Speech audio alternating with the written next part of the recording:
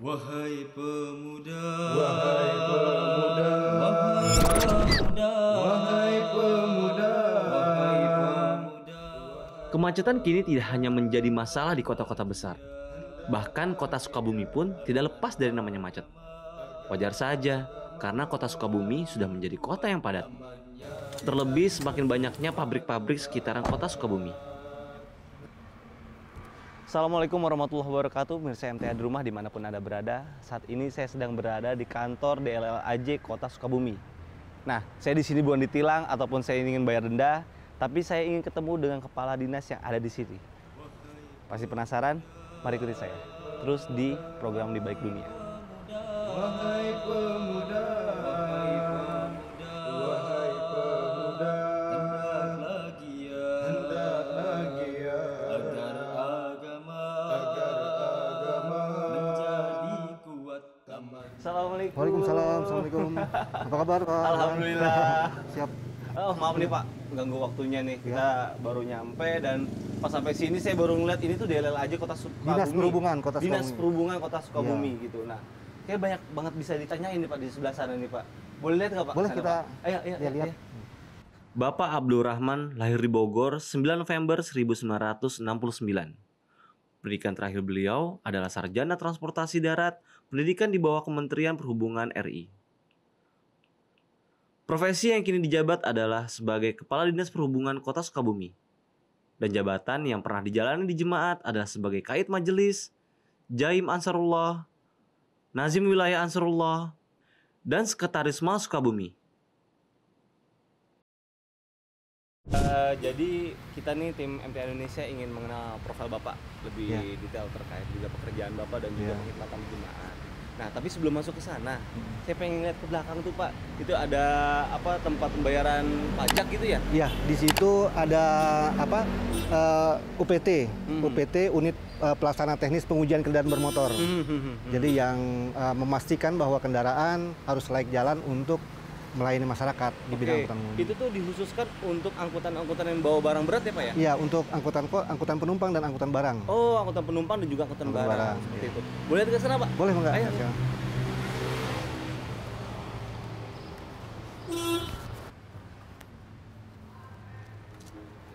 Kalau ini apa nih Pak?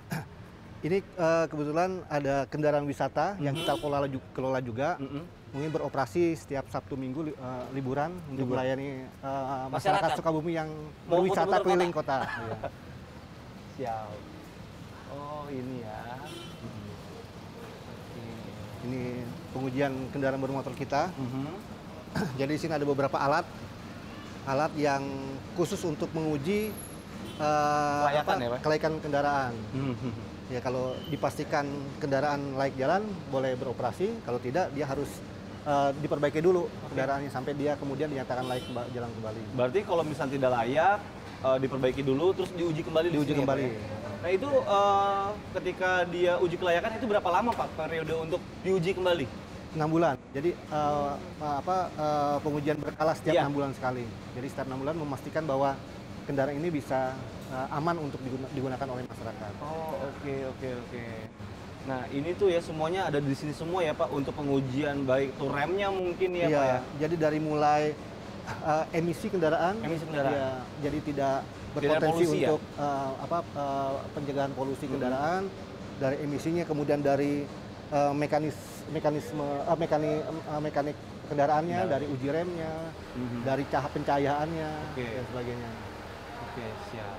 Pak, nih kita bergeser ke sini nih Pak, karena kita pengen lihat langsung juga pemirsa MTA di rumah juga biar lihat ini adalah tempat tes uji emisinya gitu. Nah, ini untuk mereka ini bayarnya di tempat atau gimana nih Pak? Ya, jadi di sini dalam pengujian kendaraan mobil ada dua hal yang kita periksa. Pertama pemeriksaan secara administrasi dan pemeriksaan secara teknis. Iya. Jadi pemeriksaan administrasi lengkap semua dokumen-dokumennya, kemudian lanjut ke teknis juga lengkap semua, baru dilakukan pembayaran. Oke, itu Dan bayarannya di sini atau gimana Pak? dia ada di loket, ada loket pembayaran, loket pendaftaran, loket pembayaran, sampai loket nanti pengambilan hasil uji. Oke. Nah, Mungkin agak bising, bisa agak geser ke sana mungkin Iya. ya Pak ya?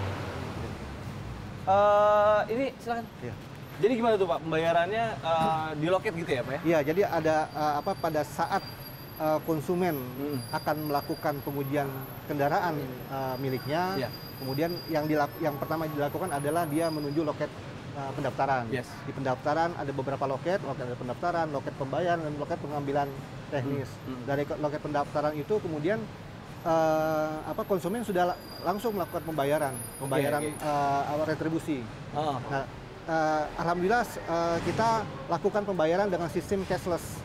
Oh, cashless, tidak non-tunai. menggunakan uang langsung gitu ya Pak? Iya, ya? non-tunai itu kita lakukan karena memang sebelum kita melakukan pembayaran non tunai, masyarakat juga masyarakat awam sering mengidentikan pengujian ini dengan pungli. Pungutan liar ya Pak ya? Ya, akhirnya dengan kebijakan yang kita lakukan untuk memupus atau menghilangkan pungli kan agak sulit. Iya. Karena memang ada oknum-oknum yang bermain juga di sana, sehingga yang kita lakukan kita tidak menindak oknumnya, tapi kita memperbaiki sistemnya. Oke. Ya, sistem yang tadinya pembayaran tunai yang berpotensi untuk pungli kita ganti dengan pembayaran non tunai yang menghilangkan pungli, insya Allah.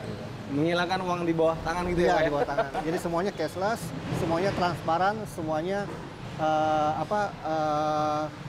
bisa masyarakat bisa mengetahui dengan jelas gitu, tanpa ada yang disembunyikan. Siap, oke. Pak, selain untuk uji emisi kendaraan gitu ya Pak ya? Selain itu tugas dari Dinas Perhubungan di Kota Sukabumi ini apa lagi Pak? Iya, di Dinas Perhubungan Sukabumi itu ada 3 bidang, ya bidang tugas pokok yang dilaksanakan. Yang pertama bidang keselamatan lalu lintas dan perlengkapan jalan serta PJU di sana. Di situ juga ada perambuan, marka, penerangan jalan umum, perlengkapan jalannya. Ya. Kemudian ada bidang lalu lintas dan angkutan. Nah, bidang lalu lintas dan angkutan yang tadi pengaturan jalan, manajemen dan rekayasa lalu lintas, pengendalian lalu lintas. Kalau nanti mungkin ada pelanggar marka rambu yang masyarakat yang melanggar, nah itu dari tugas yang dari bidang lalu lintas yang menangani. Kemudian ada satu lagi bidang bina marga. Oh, Perbaikan jalan, ya, drainase, trotoar, itu yang jadi garapan kita juga gitu. sampai drainase juga ya Pak ya? Drainase juga, trotoar. Berarti terkait supaya jalan juga nggak banjir, terus jalan bolong-bolong gitu Jalan juga? bolong. Oh. Dalam jalan bolong kita juga ada solusi gitu kan. Kita sampaikan kepada masyarakat bahwa untuk pengaduan jalan bolong kita targetkan 3 kali 24 jam begitu ada pengaduan Harus kita dikerjakan? langsung kerjakan. Wow. Jadi cepat tanggap ya Pak ya? Cepat tanggap. Oke. Nah, Pak, saya mau ngobrol-ngobrol lebih banyak nih Pak sebenarnya. Mungkin bisa di ruangan yang agak tertutup, mungkin yang tidak ada suara kendaraan. Bapak di sini udah dinas berapa lama nih Pak? Saya di Kota Sukabumi saya dinas sejak tahun 2000. Oh, tahun 2000? 20 tahun. 20 tahun ya Pak? Sebelumnya saya juga ada tugas di daerah lain gitu. Oh, di mana tuh Pak kalau boleh tahu? Di Sulawesi Utara, Oh, di oke. Manado. Di Manadonya Dulunya ya, di Pak? Bandung. Di Bandung juga sempat? Sempat di Bandung. Oh, terus baru ditaruh didinaskan di Kota Sukabumi ini ya Pak ya? Oke. Pak, tapi di sini mau nanya Pak, di sini Bapak karyawan tahu nggak Pak kalau Bapak itu adalah seorang Ahmadi Pak? Ya, tahu mereka. Tahu ya Pak? Benar. Nah, itu gimana Pak kira-kira tanggapan mereka terkait, wah pemimpin saya adalah seorang Ahmadiyah gitu. Iya. Pernah ada isu nggak Pak terkait itu Pak? Pernah sih, tapi kan kita tanggapinya dengan humanis aja, Iya, dengan dengan pendekatan yang baik gitu kan. Ya, dengan pendekatan yang baik mereka juga akhirnya segan juga gitu kan. Malah mereka juga ada sering berdiskusi dengan saya dan Tukar lain-lain. pikiran ya Pak ya? Oke. Pak, ini ruangan Bapak masih di mana nih Pak? Ya, atau nanti lebih jelasnya kita ngobrol di dalam. Kita ngobrol di dalam ya Pak ya? Ya, ini ruang saya, Iya, jadi Pak. kita bisa lebih luas untuk ngobrol. Tadi banyak suara knalpot, bising gitu ya Pak ya. Siap. Jadi bisa ngobrol lebih enak nih. Melanjutkan pertanyaan tadi Pak yang terkait berarti di lingkungan kantor tahu ya Bapak adalah seorang Ahmadi ya Pak ya. Nah itu tadi juga ngobrol terkait tentang berarti penjelasannya pun kepada mereka secara persuasif aja gitu ya. Iya, secara enak persuasif. aja gitu ya, tidak ada against atau apapun gitu ya Pak ya. Jadi kalau misalnya ada orang yang marah pun jangan dilawan dengan marah juga gitu. Karena kalau kita kan sensitif juga, masalah ini kan sensitif. Kalau kita mungkin ada sesuatu yang kita sampaikan ke mereka, dianggap nanti mungkin kita mengajak atau mempengaruhi. Ya bagi saya mengalir begitu saja. Toh kan pekerjaan kan tidak usah dikaitkan dengan masalah keyakinan atau kelemahan ya Pak ya? Karena yang kita fokus adalah profesionalitas pekerjaan di dalam lingkungan kantor. Adapun masalah akidah itu adalah bagaimana kita mengimplementasikan diri kita sehingga mereka tahu oh ini seorang Ahmadi itu seperti ini. Gitu. Nah pernah ada nggak sih Pak yang momen mungkin adalah 1-2 orang yang mungkin mempermasalahkan itu Pak? Ada juga, ada yang wajar kalau ada selentingan segala macam. Ya mungkin ya saya ya pendekatan aja dengan beliau pendekatan yang baik dengan mereka kita rangkul juga akhirnya mereka juga malu sendiri gitu. Iya. Ternyata orang yang dipikir orang itu berbeda ternyata malah sama aja. Iya. Bahkan bisa lebih baik mungkin. Betul. Tapi Pak terkait dari sini nih Pak, kalau misalkan Jumatan jauh nggak Pak? Jumatan lumayan nggak jauh. Gitu. Deket ya Pak ya di sini ya masjid Sukabumi Kota sini ya Pak ya. Nah terus Pak kalau boleh tahu Pak di saat ini Bapak di Jemaat sedang menjabat apa nih Pak? Saya sekarang di Sekretaris Mal. PB atau wilayah? Di wilayah di cabang Sukabumi. Saya selama di Sukabumi saya kan sudah hudam di sana. Pas ke Sukabumi saya sudah hudam dan kemudian dipercaya menjadi kaid. Ya, kemudian begitu ansor Jaim dan Najib A'la pernah saya pernah dipercayakan amanah itu kepada saya di lingkungan jemaat. Di lingkungan cabang saya dari awal tuh dari tahun berapa ya begitu sekretaris malnya meninggal di tahun 2004 2000 berapa saya sudah menggantikan beliau gitu sampai sekarang masih mau terus ya Pak ya. Itu berarti di Kota Sukabumi ini ya Pak ya? Iya, di Kota Sukabumi. Nah, spirit itu Pak yang mungkin bisa kita berikan juga ke pemirsa MTA di rumah. Itu bagaimana Pak dengan kita membagi waktu, ada kesulitan nggak Pak membagi waktu juga untuk dalam pekerjaan?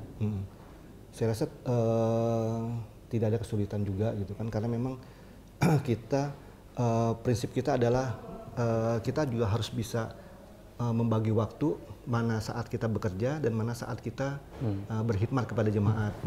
Ya karena kita juga harus mensyukuri bahwa kita sebagai jemaat itu sebagai suatu karunia yang besar yang diberikan Allah Ta'ala kepada kita.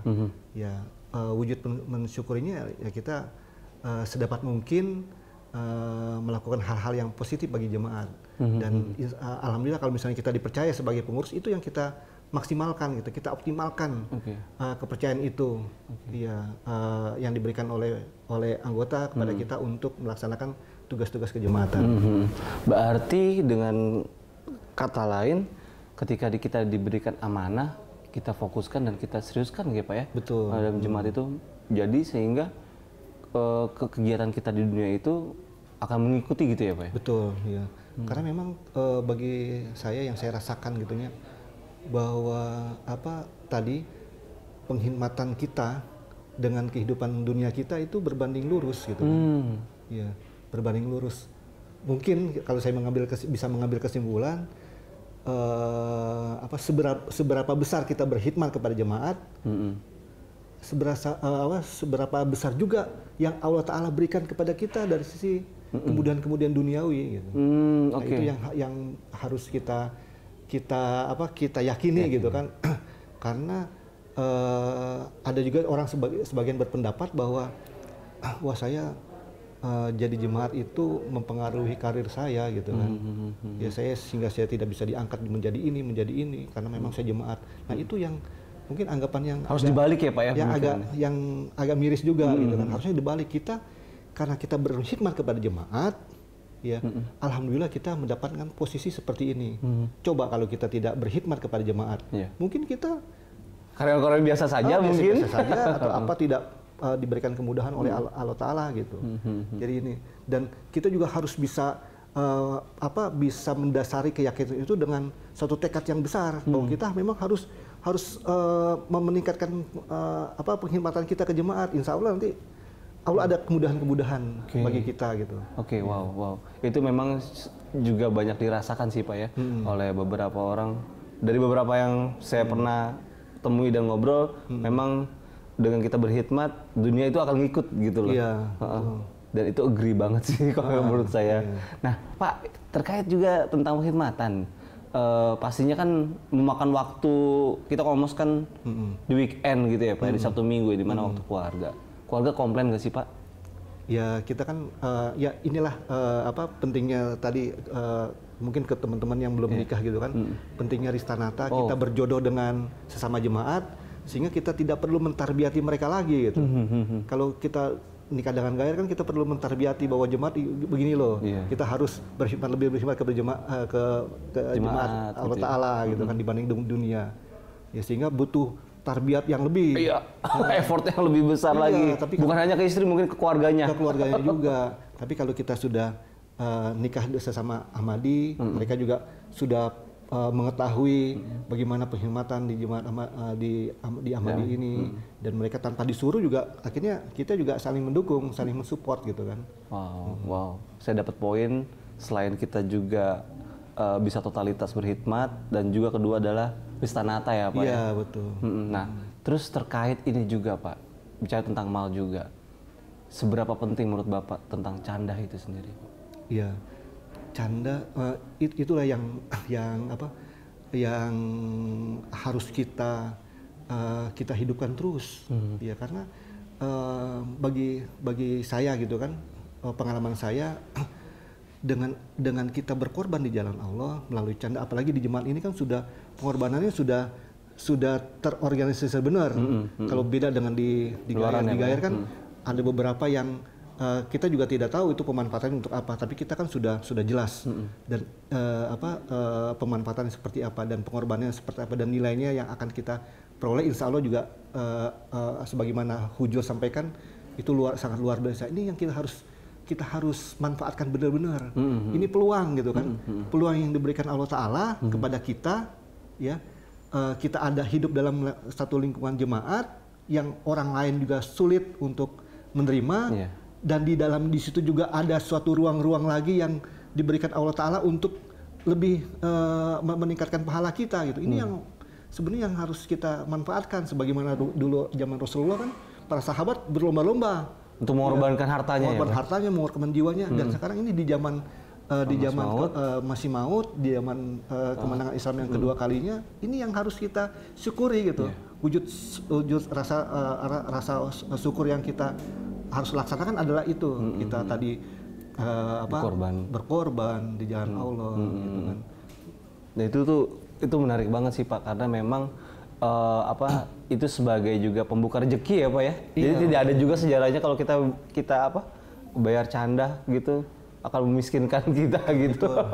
Malah akan dibuka dari keran-keran yang lain gitu ya Pak ya. Karena memang rezeki dari Allah Ta'ala kan bukan hanya dari sisi uang, tapi dari sisi kesehatan dan peluang-peluang yang lainnya gitu. Ada kemudahan, kemudahan kita berhubungan dengan masyarakat, dengan orang juga, itu salah satu karunia juga dari Allah gitu, dari hasil pengorbanan kita gitu. Pak, nih banyak menginspirasi sekali sih Pak. Mungkin ada pesan-pesan untuk pemirsa MTA di rumah nih Pak, gimana untuk still eksis, untuk tetap kita bisa berkhidmat, dan juga tadi itu juga mungkin poinnya gimana kita still eksis juga untuk membayar canda, walaupun sebesar apapun ya Pak ya. Kalau misalnya 1/3 ya 1/3 dari penghasilan, walaupun mungkin penghasilan kita cuma berapa, tapi itu bisa diterima juga gitu. Mungkin bisa disampaikan Pak. Ya, yang pertama harus kita lakukan adalah kita bersyukur kepada Allah bahwa kita ya hidup di dunia ini itu sudah masuk dalam satu bahtera ilahi gitu kan, yang sementara orang itu sulit untuk masuk. Nah, sebagaimana Hujur sampaikan dalam beberapa khutbah beliau, ya kan beliau berseri itu mengenai menceritakan tentang para sahabat. Betul. Ya para sahabat itu kan sangat antusias sekali untuk berkorban di jalan Islam. Dan ini saatnya kita menemukan jemaat di akhir zaman ini. Nah, ini yang harus kita syukuri, bahwa kita berada dalam satu bahtera yang benar-benar Allah pilihkan kepada Iya. kita. Oh. Nah, sehingga kita implementasinya harus banyak berkhidmat, berkorban di jalan Allah, karena ini peluang kita satu-satunya untuk mendekatkan diri kepada Allah di zaman saat ini gitu. Ya. Jadi memang kita sudah di tempat yang benar gitu ya Pak. Tinggal kita memberikan totalitas kita untuk berkorban gitu ya Pak. Iya. Ya, baik jiwa, harta, raga, waktu juga gitu ya Pak. Jadi masalah dunia itu jangan kita pikirkan, pasti akan mengikuti gitu. Ya, masalah dunia pasti akan. Jadi kita fokus ke penghikmatan aja, penghikmatan di jemaat, pengorbanan di jemaat.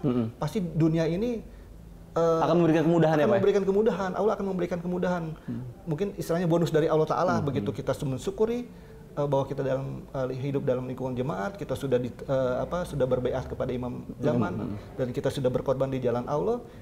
Insya Allah kita dunia itu pasti akan mengikuti kita gitu.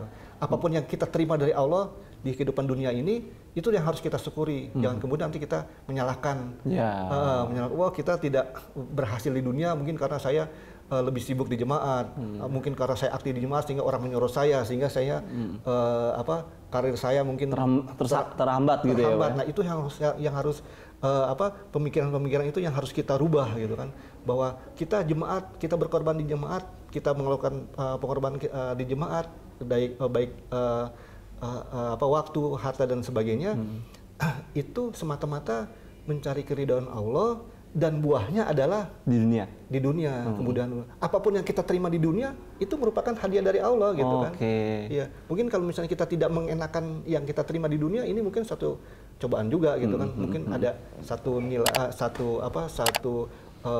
bonus yang lain yang akan kita terima nanti di akhirat nanti. Tapi kita syukuri saja apa yang kita terima di dunia itu dari hasil pengorbanan, penghormatan kita di jemaat, dan jangan menyalahkan bahwa karena kita berkhidmat ke jemaat mengakibatkan dunia kita tidak terhambat gitu ya.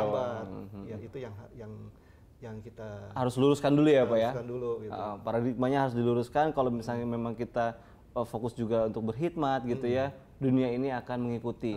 Tapi mungkin dengan catatan juga ada ikhtiar juga untuk mengejar dunia gitu. Tapi akan dapat kemudahan seperti itu.